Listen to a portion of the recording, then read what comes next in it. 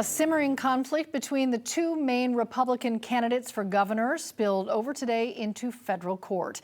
Co-anchor of the Georgia Vote, Zach Merchant, broke the story this afternoon.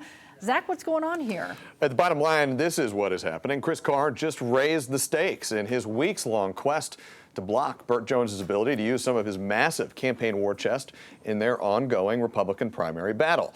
The latest development, a lawsuit filed just a few hours ago in the Northern District of Georgia. Carr is the state's attorney general. Burt Jones serves as Georgia's lieutenant governor.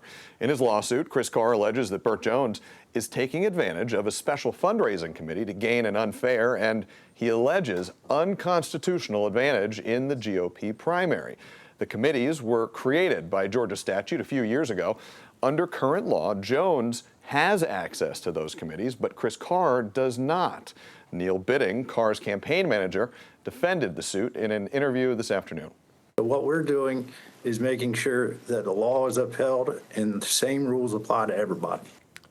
Now, Chris Carr previously raised these campaign finance issues in a complaint to the State Ethics Commission that was later rejected. The Jones campaign has repeatedly pushed back on these allegations, saying today Georgia's lackluster attorney general defended this law 2 years ago. That's what Jones spokeswoman Kendall Parker said. She went on to say, now he is running for governor and wants to challenge the same law he once defended. If hypocrisy were an Olympic sport, he would take gold. Another wrinkle in all of this, Chris Carr is Georgia's attorney general. In an interview for the Georgia Vote last week, we asked him how he would address potential conflicts of interest. I wonder if some people, and maybe some folks have raised this to you, might see this ethics complaint saga playing out and think, this is the state's top law enforcement officer who is also potentially litigating a campaign finance issue in a race where he's a candidate. Do you think this is something where you'd have to recuse yourself?